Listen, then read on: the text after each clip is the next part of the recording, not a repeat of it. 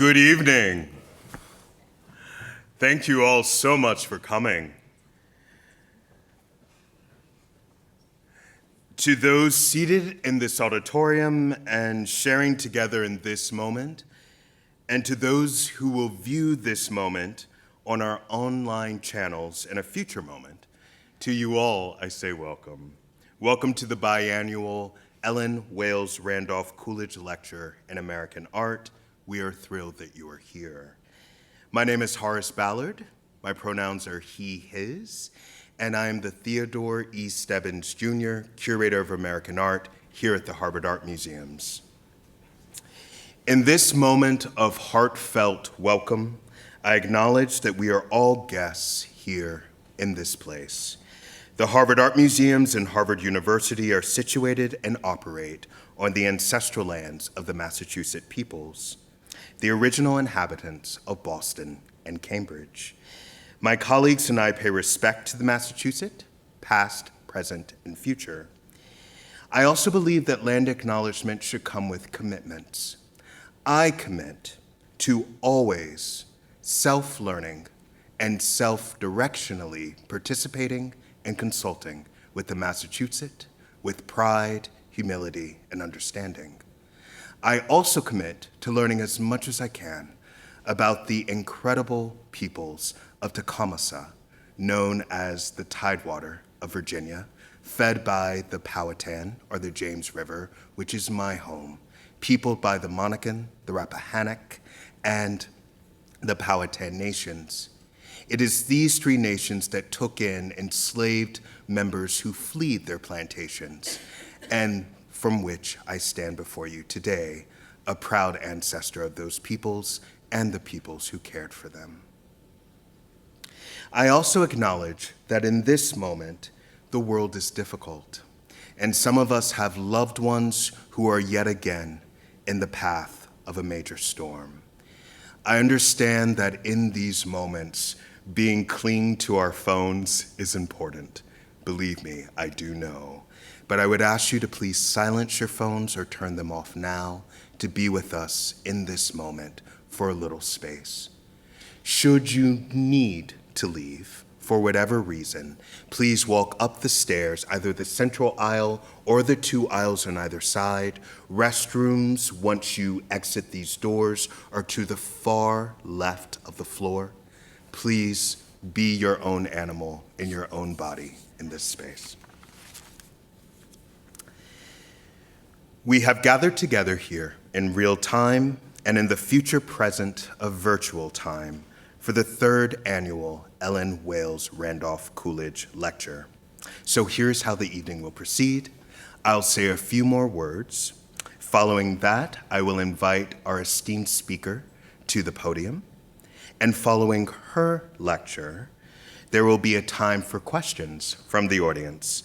Please raise your hands, and our wonderful program assistants will come to you with a microphone. I know that sometimes in these moments, the foment and the ideas are so compendious that they roll off our minds and our tongues like water, but we want to be able to hear you, and the folks listening on a recording in future time would also love to hear you. So I'm going to ask you to please hold your questions until one of our wonderful program assistants can come to you.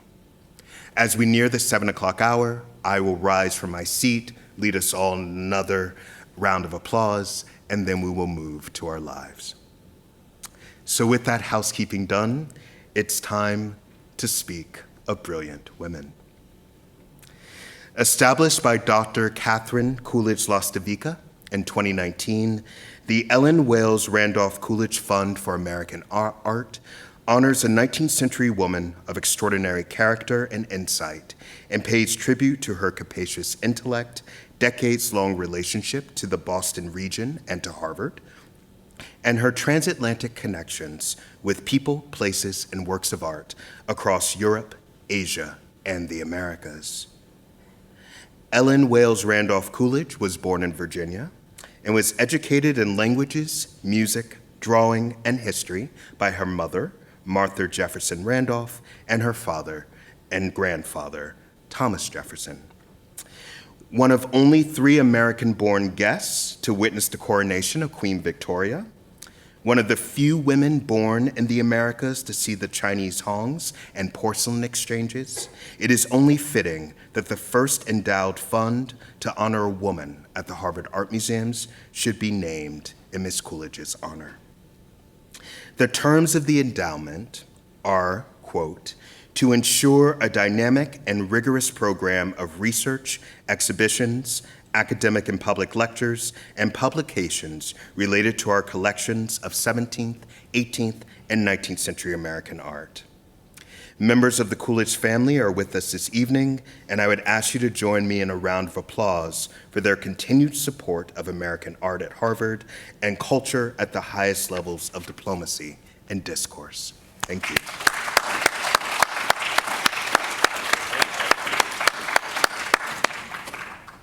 And now to introduce our speaker. Anna Arabindan-Kesson, she, her, is Associate Professor of African American and Black Diasporic Art with a joint appointment in the Department of Art and Archaeology at Princeton University. Arabindan-Kesson is an immigrant writer, scholar, and curator. Her work engages with the intersections of race, labor, migration, and medicine in the visual and material cultures of communities across the Black diaspora and the former British Empire.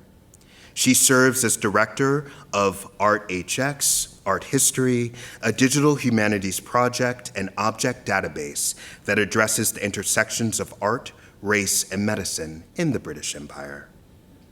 Her first book, Black Bodies, White Gold, Art, Cotton, and Commerce in the Atlantic World, looks to the commodity of cotton, central to the slave trade and colonialism, as a focus for new interpretations of the ways in which art, commerce, and colonialism were intertwined in the 19th century.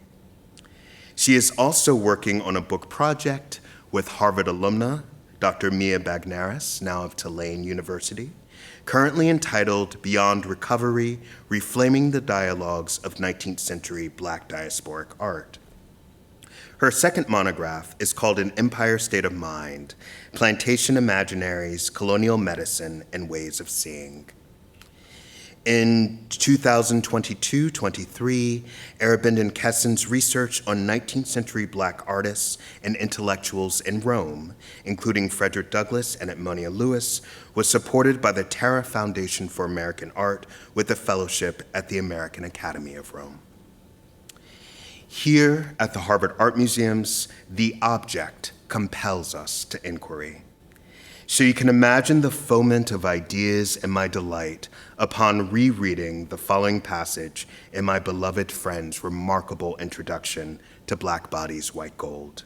Quote, in its continued existence in the present, an object can never reflect its context fully.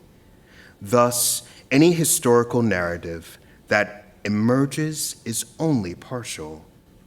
I think of this relationship between past and present as something like an illumination by which, through careful and attentive exploration, the power of objects to open up onto the worlds they are part of might be understood.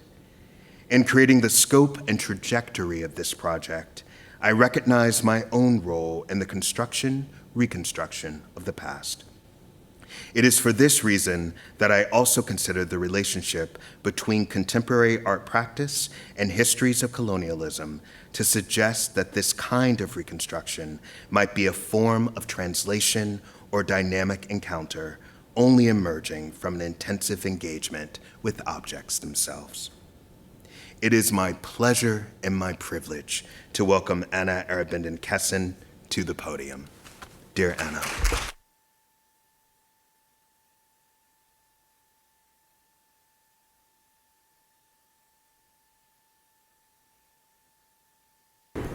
Thank you for that beautiful introduction, Horace. I'm really honored to be here to share some new work with you, to reflect and think through some ideas. I'm so grateful to Horace, to Sarah, both Sarahs, to Mitra, to the Art Museum for bringing me here. I'm really grateful to the Coolidge family for creating this amazing opportunity for conversation and, as Horace said, for reflection on the ways in which art objects can open up and open us up to new worlds. I also want to say that this lecture comes from a new project that I'm working on with Mia. And so really this lecture is in honor of her. I don't think I would be looking, seeing, thinking, writing, or being the kind of scholar I am without the collaboration that Mia and I have developed over the years. I'm going to give her some shout outs during the lecture because some of these words are also coming from her. This book project is really a collaborative project, meaning we write together and rewrite together. So I'm really, as I said, grateful to be sharing this with you all.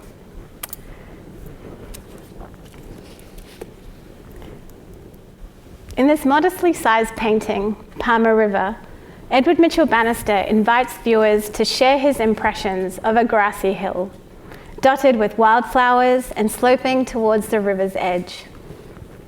Crested with large sheltering oaks, the pleasant viewpoint leads us down to a rocky outcrop that steadies the sandy shoreline along the river's edge, close to both land and water. The river itself, flowing not far from Providence, Rhode Island, curves towards a band of marshmallow clouds anchored above darkened hills and clumps of trees.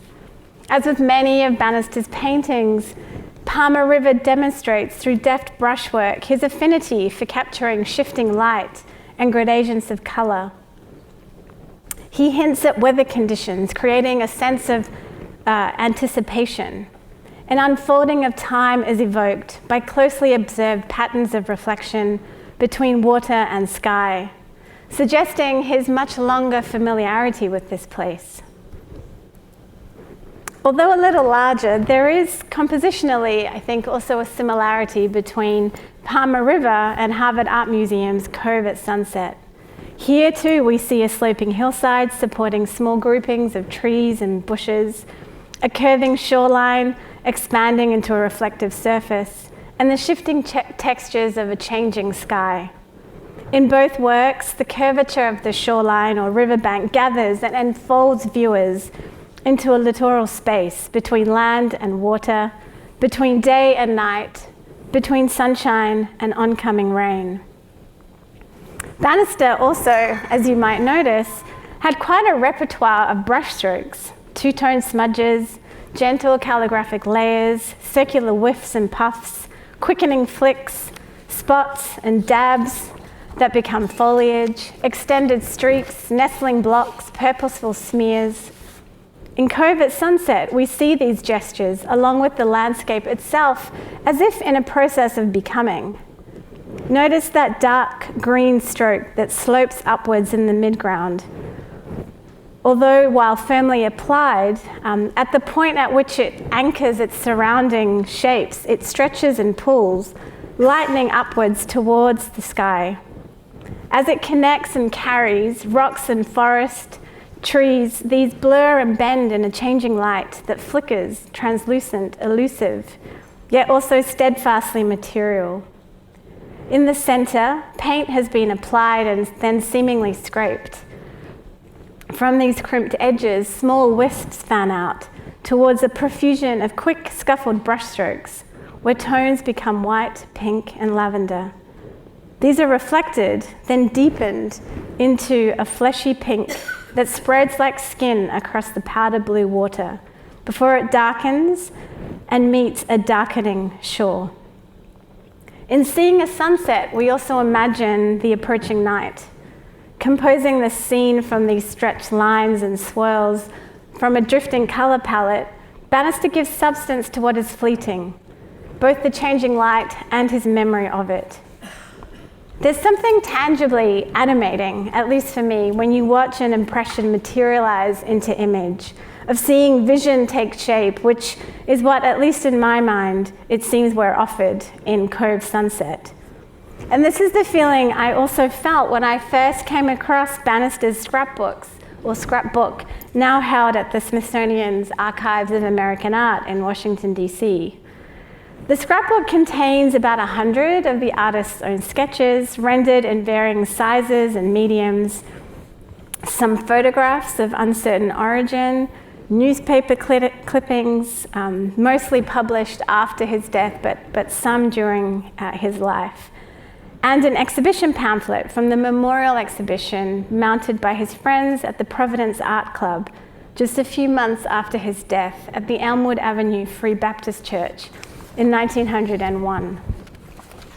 From the scrapbook's drawings, newspaper articles, and remembrances, we get a deeper sense of Bannister's process, sketching in pencils and charcoal, sometimes watercolor, in plein air, and then distilling these impressions into paint back in his studio.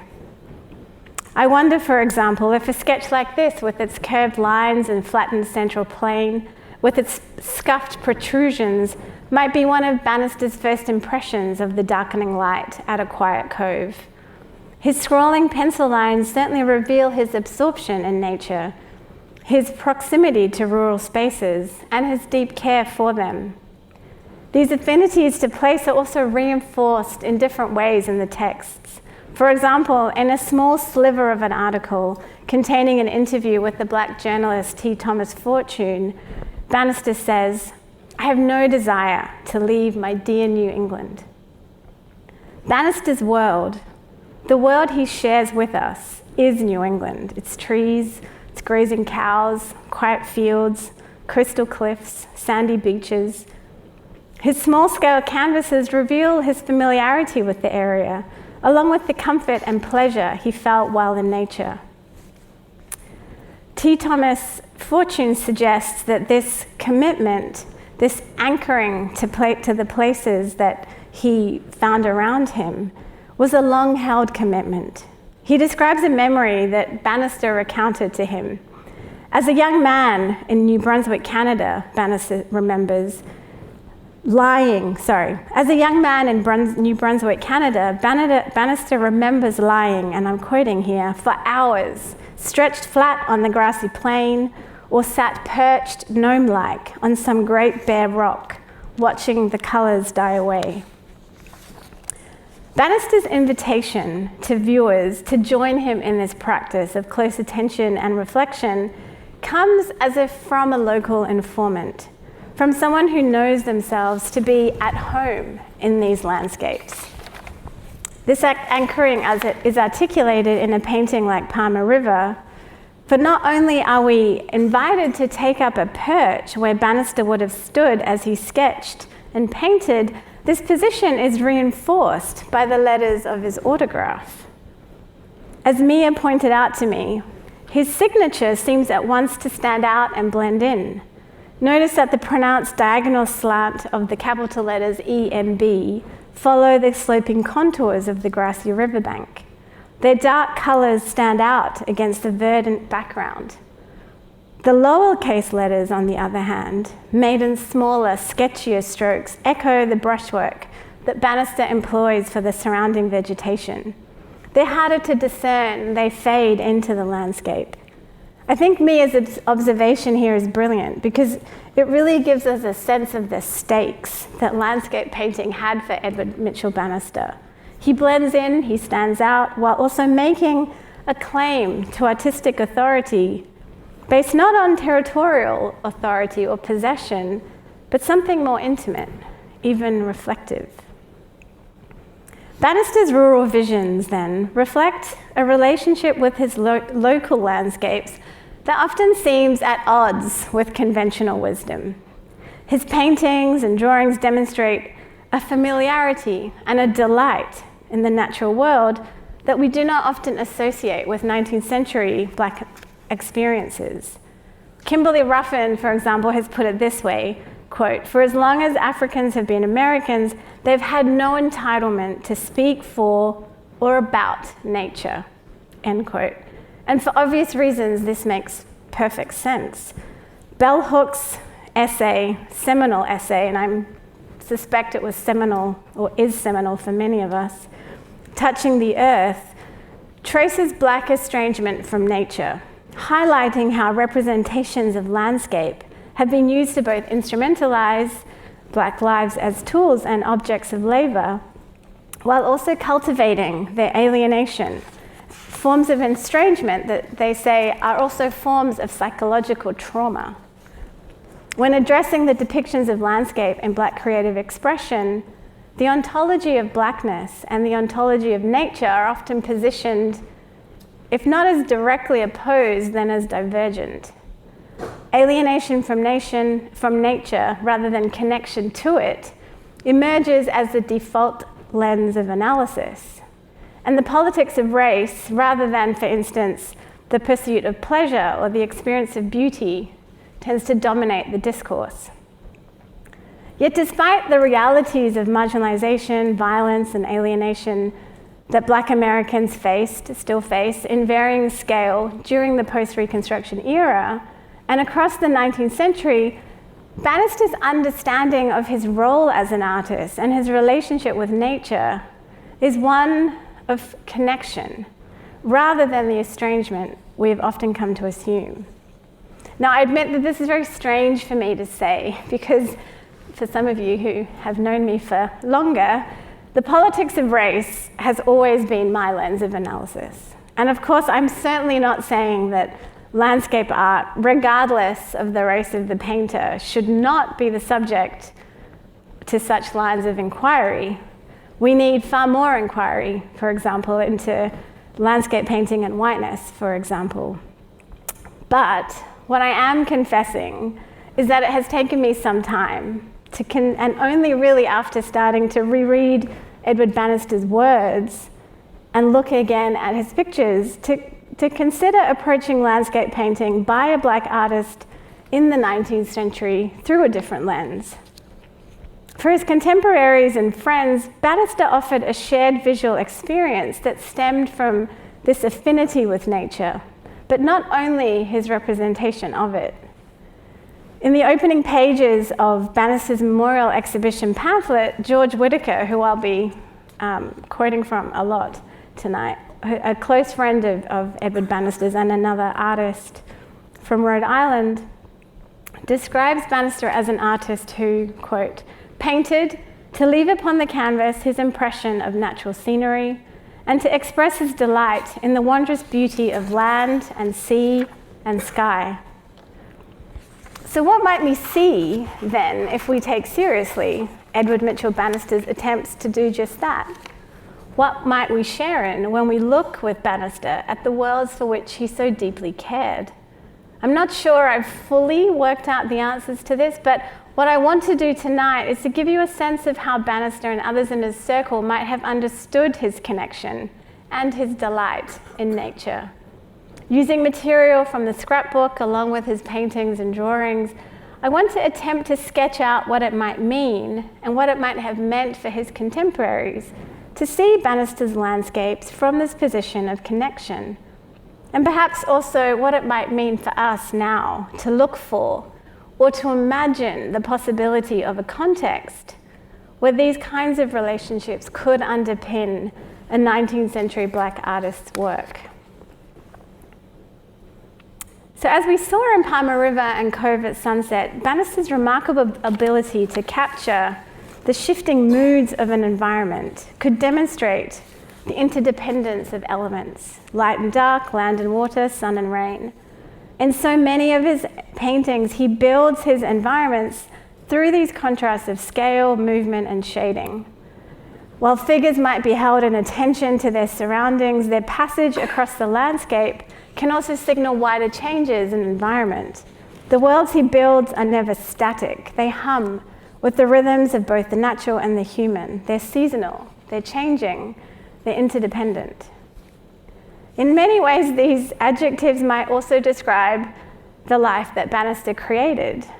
Born in New Brunswick in 1825 in Canada, his journey south, which of course is the opposite direction that many self-liberated and formerly enslaved people took, his journey south to the US in the 1840s was preceded by travels and working in the Merchant Navy. His interest in New England, and specifically Rhode Island landscape, emerges after this relocation to Boston. A short stint as a hairdresser in the salon of his soon-to-be wife, Christiana Cato Bannister, known as the hair doctress, and some time as a daguerreotypist. I believe there are some here in Boston that I haven't seen. His transition from hairdressing to art making is noted, and that happens only after he gets married, by the writer William Wells Brown in 1860. Bannister, Brown says, has long since thrown aside the scissors and the comb and transfers the face to the canvas instead of taking the hair from the head. Now, in Boston, as many of you probably know, Bannister took classes at the Lowell Institute, and his continued interest in figuration and portraiture, which I'm not talking about here, are certainly shown in small numbers of sketches from his scrapbook. While he later told a friend, all that I could say in art, I cannot, for want of a lack of training, his works were shown very quickly at the Boston Art Club after his relocation, and eagerly sought by collectors. One of the portraits we do have of by Bannister shows his dear wife, Christiana.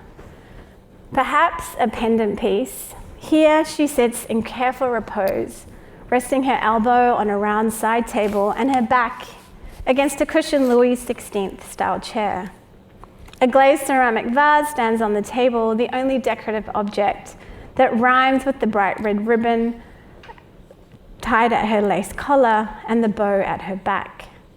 Her hair is exquisitely set, the careful curls framing her face, reflected in the small droplets that hang from her ears, mirroring contemporaneous descriptions of her attention to style. Raised in a politically engaged family with Narragansett ancestry, Christiana was described by T. Thomas Fortune as a woman of note. Bannister indicates this in his attention to small details, in a similar way as he might in his landscape paintings. And so he creates a character study of a woman composed, direct, and self-possessed. I should also say Thomas Fortune also describes her as someone who was very direct with her ideas, so I'm always fascinated to think about their conversations. I'm particularly drawn here to Christiana's hands and the way they form this closed circle, the way they suggest both an interconnection between artist and sitter and create a closed circuit between them. The interdependence between Christiana and Edward ran deep. It was her financial acumen and capital, built from running successful hairdressing salons and producing herbal remedies, that provided Bannister with the financial freedom to make art, take lessons, cultivate patrons. It's only after they marry in 1857 that he lists his profession officially as an artist. Christiana's commitment to Bannister's artistic progress also matches her commitment to other forms of mutual aid. She was a vocal and active financial supporter of abolitionists and other kinds of Black causes, including working with orphan children and the elderly.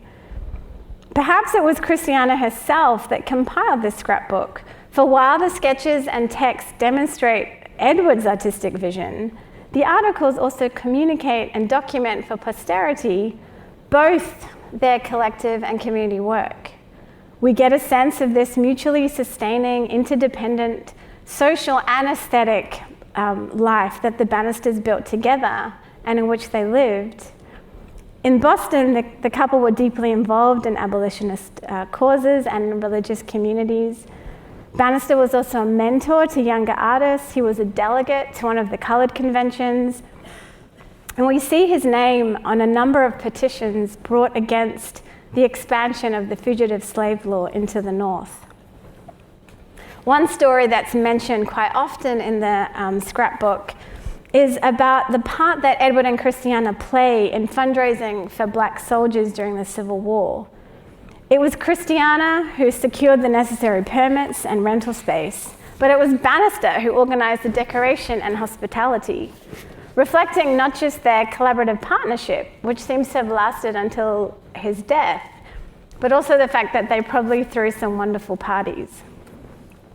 Now, in the face of a rise in anti-Black violence in Boston, the couple moved to Providence, where their artistic work, their organising, and their community building continues.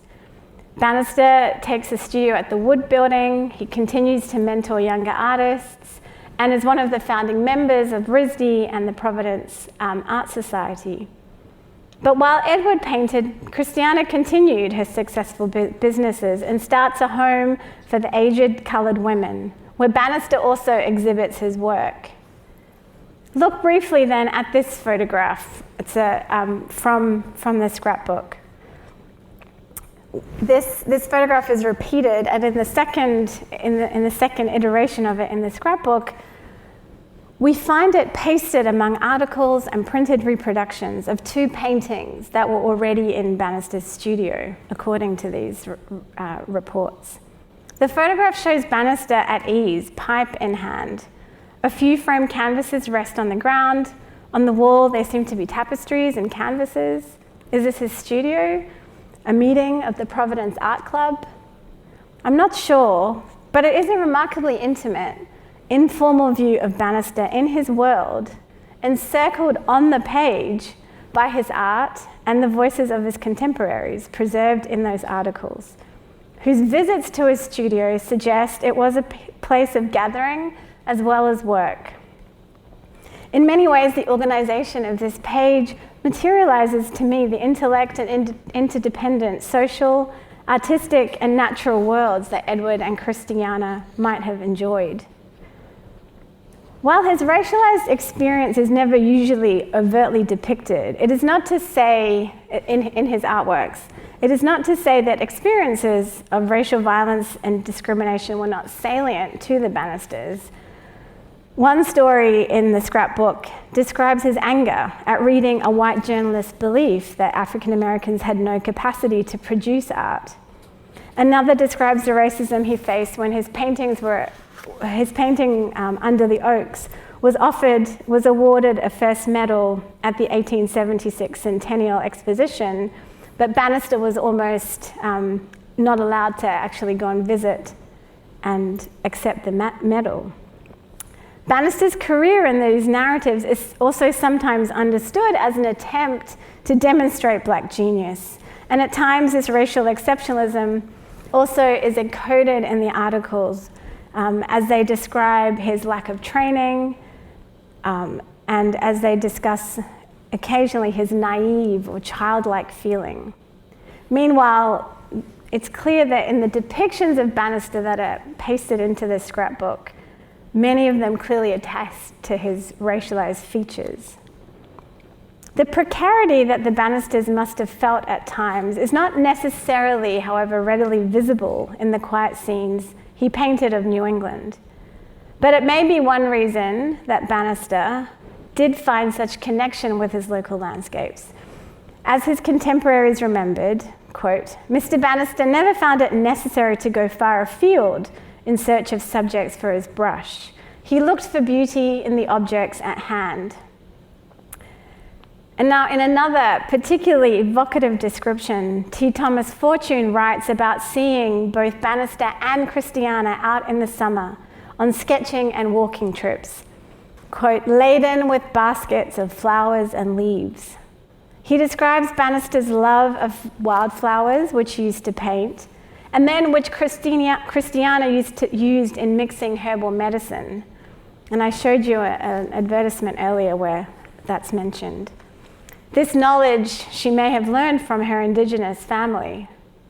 So as well as his deep love of nature, his desire to study it and to better understand its truths, it seems that the local landscapes that Bannister owned were also a space of physical and psychological healing, a place of respite for both him and Christiana.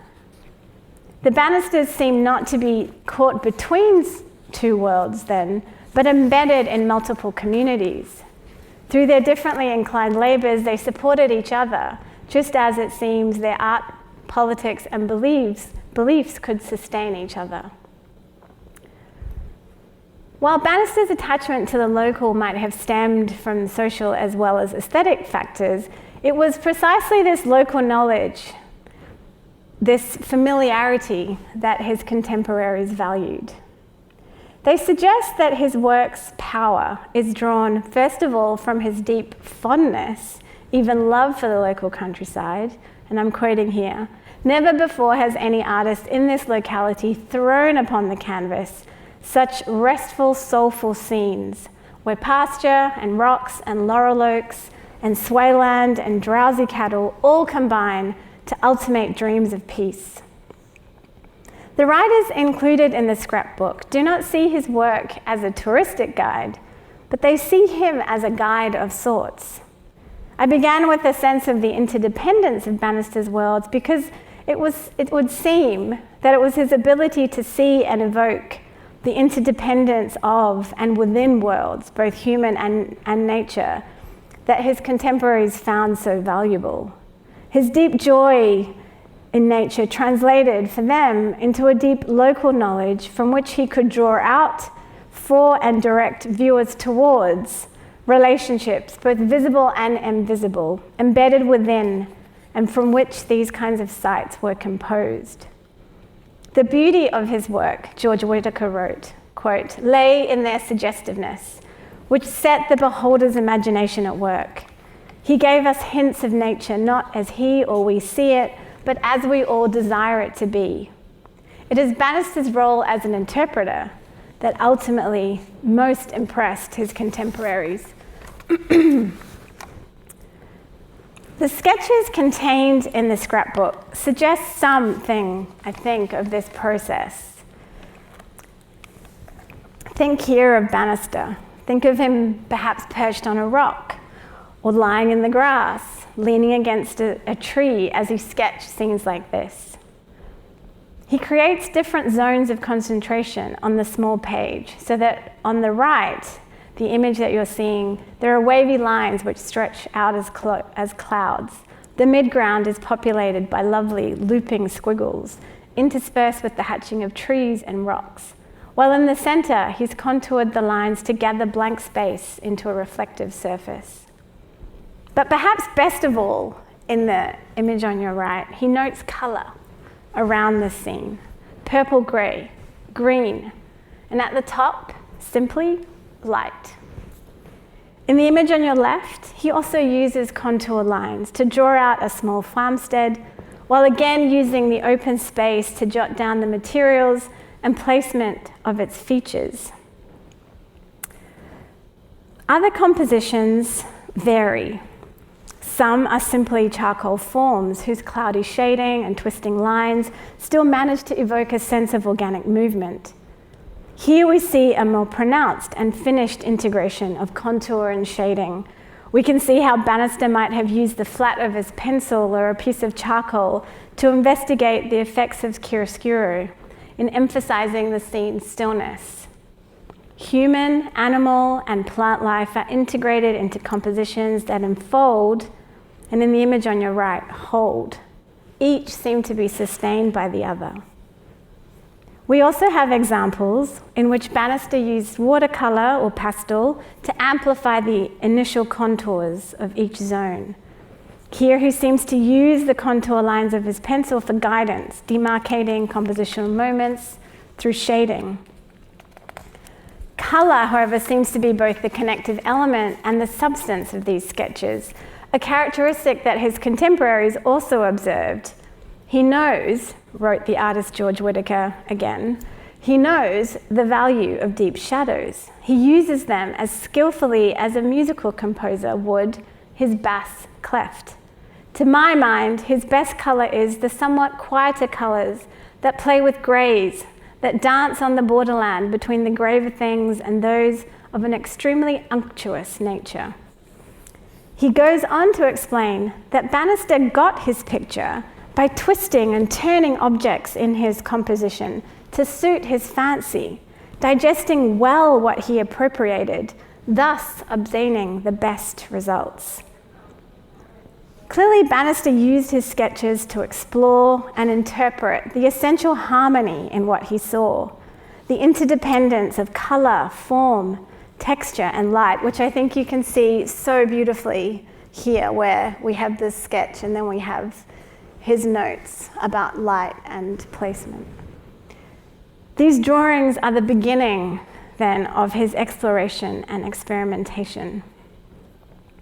On April the 15th, in 1886, a year after he painted Palmer River, Bannister addressed his colleagues at the Anna Arabindan-Kesson Club, a male membership-only club that he also helped to found, in which matters of art, culture, and politics were discussed. Bannister addressed his fellow members with a lecture called, and I'm quoting, "The Artist and His Critics." This text is the only extant example we have of his personal philosophy on art, and in fact, it's probably the only extant example we have of any 19th century Black diaspora artist's philosophy on art in the US. Bannister describes his artistic period in terms of an enlightenment, and I'm quoting here from him, "an awakening appreciation of its value as a teacher and its importance as a means towards lifting us out of this low atmosphere of sordid gain and selfish ambition into one more ethereal and spiritual." The lecture is really part homily, part excoriation of art critics, maybe also part rebuttal to those earlier claims I mentioned about popular conceptions of Black artists' lack of genius. But it is also a fascinating insight into his understanding of his role as an artist. He says the artist becomes an interpreter according to his natural powers of expression, of the infinite subtle qualities of the spiritual idea, centering in all created things, expounding for us the laws of beauty, revealing to us glimpses of the absolute idea of perfect harmony. Tracy Acostier has traced Bannister's deep engagement with German idealist philosophy, including Schiller and Hegel, as well as the transcendentalist idealism of writers like Ralph Waldo Emerson. That's for you, Horace. In keeping with many landscape painters of his time, Bannister understood the genre as a means of conveying higher truths, spiritual meanings, and sentiments, embedded in and around the natural world. He understood himself, moreover, as an interpreter and an intermediary. But it's not that he just understands himself, he positions himself as in this role, as a guide to provide viewers with new eyes, fresh vantage points through which to see. Well, I can't extemporize further, Horace can do that, on the philosophical underpinnings of Bannister's speech. What I do want to highlight is that I think his words, like his works, do give us a deeper sense of what motivated him, and a deeper sense, perhaps, of what he might have understood as freedom. Freedom, at least, from the constraints of the racialization and exceptionalism that he faced in the pastoral sojourns and aesthetic explorations he so clearly enjoyed. Just as his aesthetic philosophy offered Bannister a way to inhabit his local surroundings, these understandings of his place in the world might have offered him a different way of inhabiting his Blackness. Bannister's lectures demonstrates that part of his deep love of painting was reflected in this, not just in this pleasure, but in the privilege of being an artist and interpreter. Discussing a painting called After the Shower, and this may be a study for the painting, I'm not entirely sure, that was loaned to his memorial show by a patron. One critic writes that his interpretations offer both solemnity and a higher feeling of exaltation from their ability to, quote, raise the beholder into the realm of ideas, to minister not only to the intellect, which is also a gateway to the feeling within. I think this little anecdote reinforces in some ways what we know already about Bannister, that his Barbizon style, or Barbizon-infused style, appealed to patrons in both Boston and Providence. And we can see this, for example, in this work, which is a really tiny work, at the Colby Museum.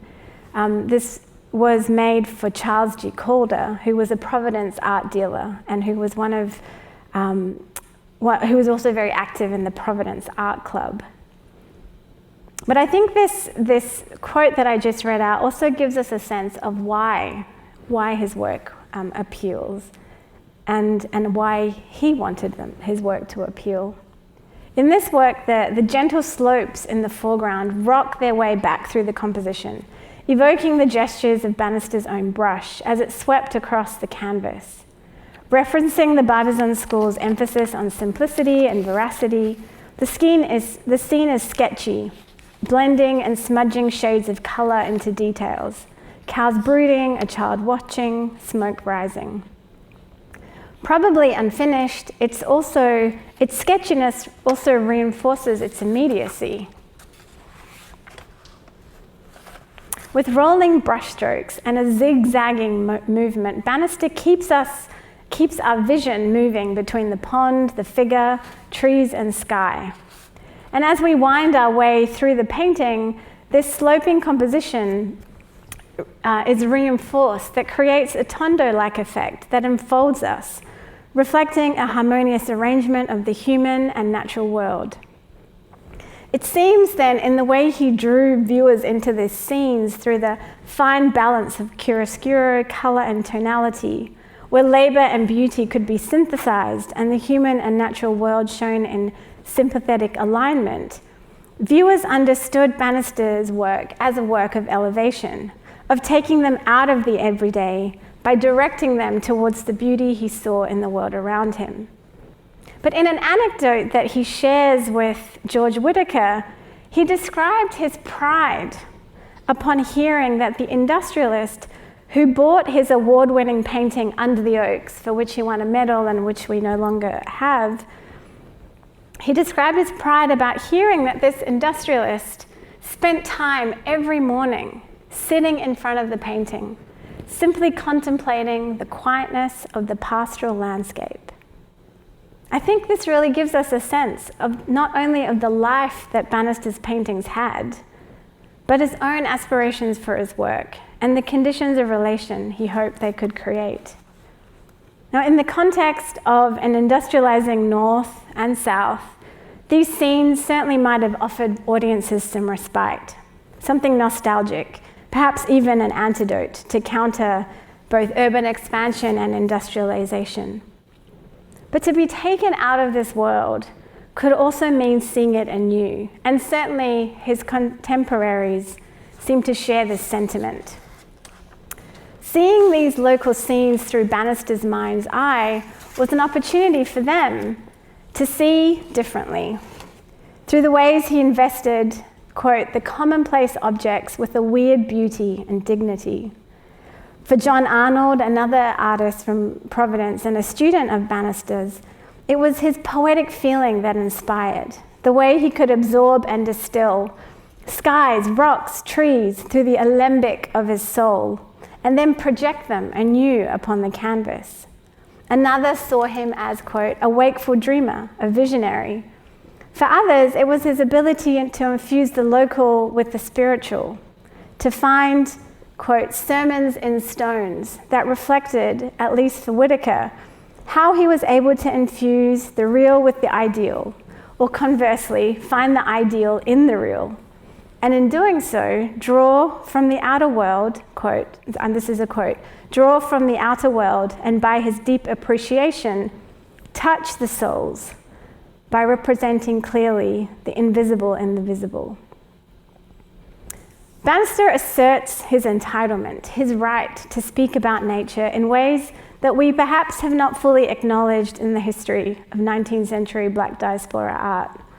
I want to reiterate that to behold what Bannister's mind's eye, a black man in late 19th century New England, beheld is not necessarily to elide race from the picture, Reporting on the first Providence Art Club exhibition in 1880, Charles Walter Stetson described a landscape that Bannister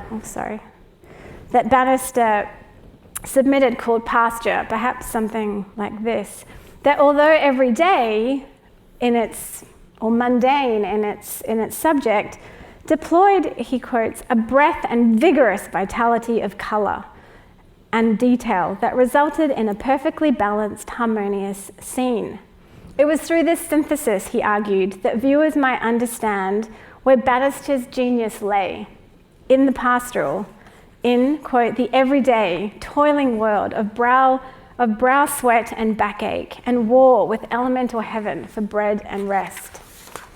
For Stetson, Bannister's interpretive genius lies in the demonstration of the interdependence and friction between human and natural world, an interdependence that Bannister notices because of his deep love for nature.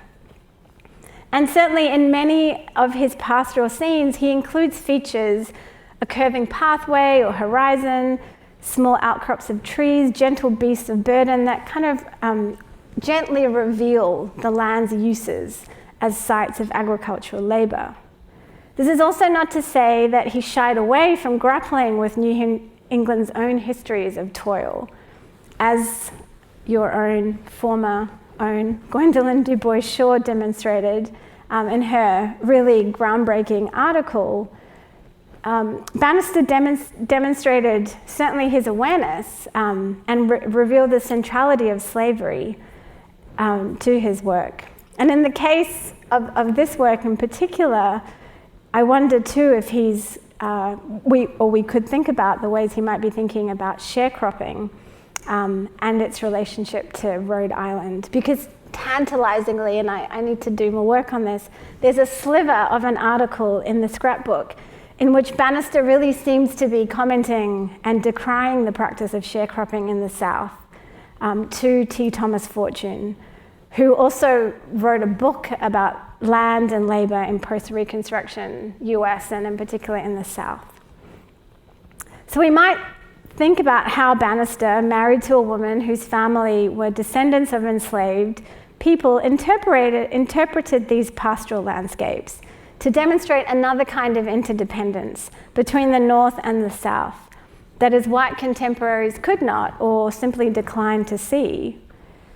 If, as Bannister describes in his lecture, his role as interpreter was finding the ideal in the real or infusing the real with the ideal, landscapes such as this, I think, only reinforce his deep knowledge of his local surroundings and their significance. They might also suggest his commitment to exploring what was then the dialectic between the real and the ideal.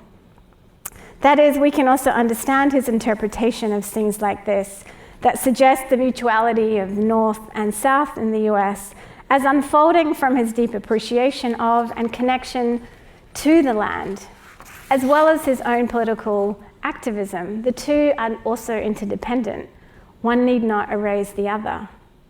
To make this point another way, T. Thomas Fortune makes very special mention in his article about Bannister, about Edward's purchase of a very fine sailing yacht not long after moving to Rhode Island. He goes on to describe, all his leisure hours were spent sailing around Newport and adjacent points for pleasure. He is naturally fond of the sea and is as thoroughly at home on water as on land. Now, there's a much longer history of black folk finding freedom on the water that I cannot tell here, but beyond his sojourns on the land, it really was the ocean that Bannister loved the most. His sketchbooks include several drawings of sailboats and yachts, interiors and exteriors, and there are consistent observations in the scrapbook that describe the pleasure and sheer joy he found on the water. In a poem eulogizing him, Bannister after his death, William E. Smith lamented, "Friends, we will never see him more in his favorite haunts on Narragansett shore." Now, in Christina Sharp's elegiac text, In the Wake, the ship, of course, indexes the processes by which captive Africans and their descendants are rendered as property. And Bannister himself, remember, had been a merchant navy cook during the first half of the 19th century when ships holding enslaved people continued to cross the Atlantic. Given his activism, his knowledge of New England's coastal ports' reliance on slavery, it is somewhat jarring, perhaps, to us that Bannister felt most free on a sailboat, on a ship, that it was the days before age affected his mobility, when he could sail along the area's coastal shores, that his, and I'm quoting here, cup was full. According to the articles in the scrapbook and from his many paintings, we know that while sailing around the coast, Bannister sketched continuously, making cloud and sea studies that describe the changing ecology of the area, as well as its local forms of industry. Newport and Jamestown, which were popular resort towns by the end of the 19th century for both white and black communities, were also favorites of Bannister's. And we think this might be him at work in Newport. Here, however, in this small study of Jamestown, and again, this is just to give you a sense of scale of how small, it's around the same size as the work you have up in the museum right now. Here in this small study of Jamestown, we're invited to walk alongside the shoreline. We follow the curving cliffs, approaching a pier where sailboats are moored. Bannister has created a carefully harmonized color palette. Light brown seaweed, eggshell sand, green tufts on the shore rhyme with the green hues of the cliffs and track the changing colors of the sky that are darkening from pale pink to a grey blue. Although no human figures roam, the sailboats suggest this balance between a world of human travelers and the moods of the natural world. Neither is overwhelmed by the other. We're left with the really embodied experience of seeing and moving through nature that, at least to me, demonstrates Bannister's grounding in the localized geographies of its experience. While it is tempting to think about the coastline and its littoral characteristics as a metaphorical kind of in-between space, Bannister seems more interested in it as a site of connection, where the push and pull of water and land form their own unique ecological zone. I'm drawn, for instance, to the seaweed and tufts of grass that are scumbled and streaked, that match the work surface of the sky. It is possible to imagine their leathery texture, to see the wind throw them further down the shore, to smell them as they cling together in damp clumps. Perhaps Bannister has moored his boat. Perhaps he's walked across the shore. Perhaps he also collected some clumps of grass and seaweed to take back to Christiana. In his handling of the scene, it is at the shoreline, at that littoral zone, where we find the site of recognition, where we see the artist at work and his autograph, and share in his embodied vision. Creating these shared visual experiences in his interpretation of the local landscape, Bannister also visualizes a mode of affiliation or belonging based not on possession but on intimacy and care. Perhaps here too he offers us, or at least offers us the opportunity to imagine another kind of black eco-criticism, beyond those framed by landscape's deep histories and attachments to the plantation and forms of extraction. I don't have any clear answers yet of how that might look, but perhaps beginning from Bannister's point of view suggests a sense of interdependence and relationality. Bannister's painting's modest scale and his unattended scenes have sometimes deflected us from more studied observation.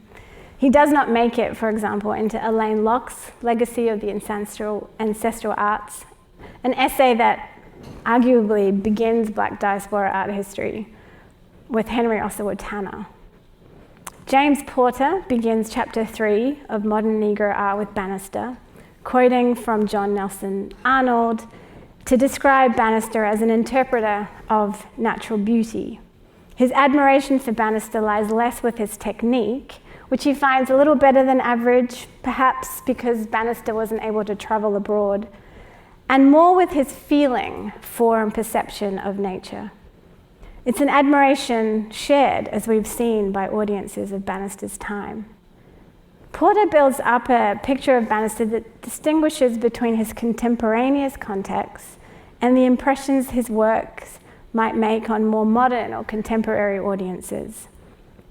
Cedric Dover, in his 1960 study, moves further, I think, noting that despite a lack of patronage, he was deeply moved by a deeply rooted love for woods and water, of which landscape painting was a part. And Dover goes on to say, it is for this reason that he became the first African-American artist to earn recognition as an American regional painter of consequence. Dover also observes very pointedly that Bannister aimed to prove his artistic chops without an emphasis on what Dover calls without an emphasis on what are so absurdly called racial themes, end quote.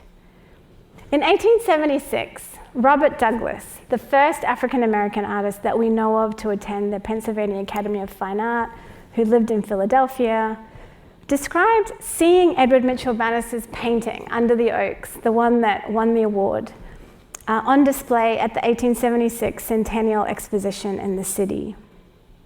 While the exposition was located in Philly, it was also, as we know, really an international event, promoting a newly reconstructing and industrializing United States to the world. Although this painting is now lost, Douglas's observation is one of the few we have.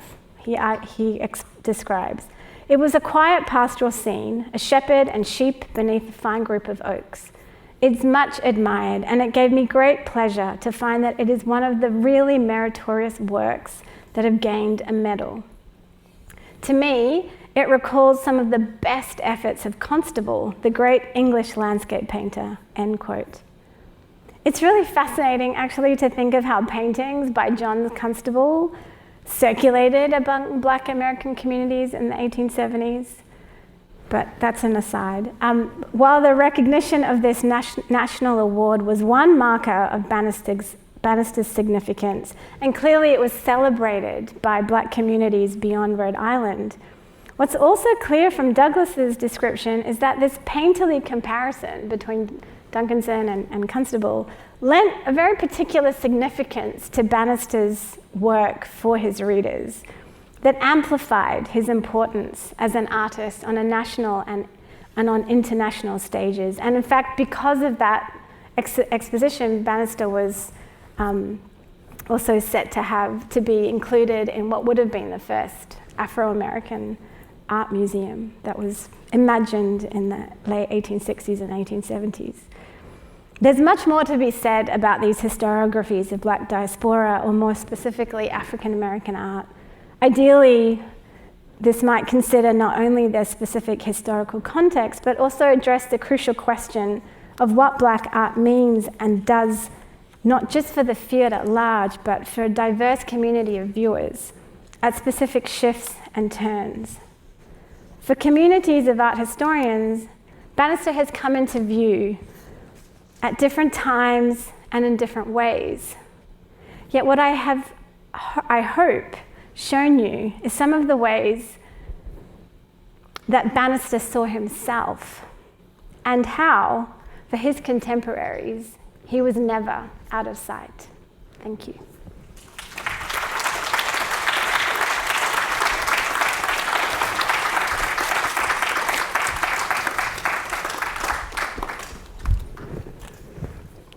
Thank you, Anna. I see our program assistants getting ready with microphones. We have time for a couple of questions. And so if you have a question, please raise your hand and our wonderful PAs will come to you. Thank you. Let's see. Hello, Oliver Surplus here. I believe you used the word unctuous before. Okay. Was that intended to be a figurative commentary towards how people were dismissive of his work, or just literally to refer to the oily nature of the work? That was from a quote from George Whitaker, and he's talking about kind of the mix of color that that Bannister's making. So it's probably, because he's talking about the graver colors and something more unctuous, it's probably about the oiliness. Thought so. Yeah. Thank you. You're welcome. Thank you so much for this beautiful talk. I was really struck by your use of the scrapbook and the way in which I think you brought out a kind of interdependency of the page, of these scrapbook pages between the photographs and the texts. And so I started to think about the scrapbook page as its own kind of landscape. And so I was wondering, what you mentioned that the scrapbooks had works from after his death. Do we know whose hands the scrapbook passed into? And was he first using it as a sketchbook and then someone else did the scrapbooking? Or do we have a sense of if his wife took it on? That's a great question. And I don't know. I haven't, it's all online, it's all digitized. I haven't actually felt it in my hands, but it looks to be that it was a book that was then so the sketches are then collected into a scrapbook because there's like multiple pages. So it looks to me like a curated set, as I think the idea of a landscape or kind of an exhibition in its own right. And we're not sure. I mean, it could have been Christiana, although she was not well or that well at the time of his death.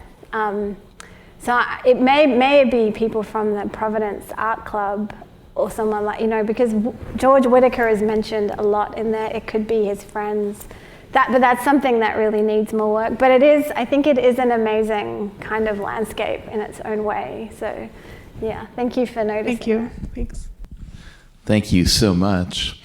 The title of your wonderful talk, and of course, the fact that he died in the midst of an evening prayer meeting, does raise the question of the significance of his faith. Can you discuss what we know of his faith and of the ways in which his faith is reflected in his work? Yes. I mean, I think, he died while at a evening prayer meeting, essentially.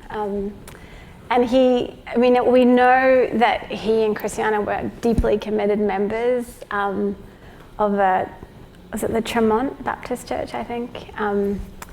And I think that quote that I read out from his lecture gives us a sense of that, because Tracy Acosta talks about it in the context of sort of transcendentalism, but I think the idea of elevation and of the ways in which his work had this, to him anyway, this sense of being not just morally but spiritually elevating.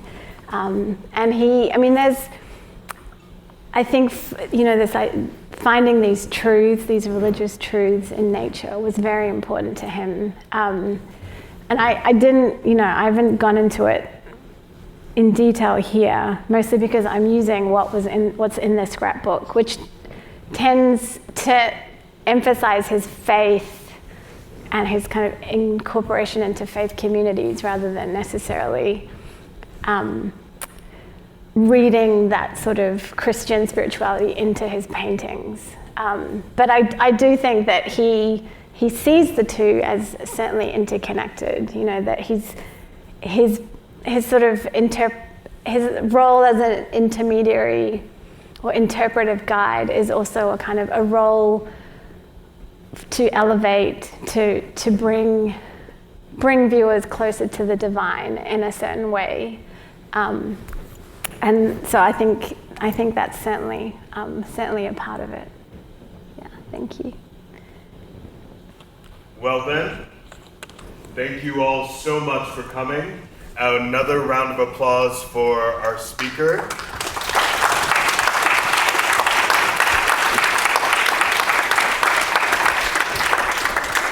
I should say, and I should have said this at the beginning, much of this lecture is also really in honor of Horace, because I've spent many years maybe looking at his Instagram pictures of walks along the shoreline. But I can't tell you that gave me a certain kind of permission to think about this in new ways. So also for Horace, thank you.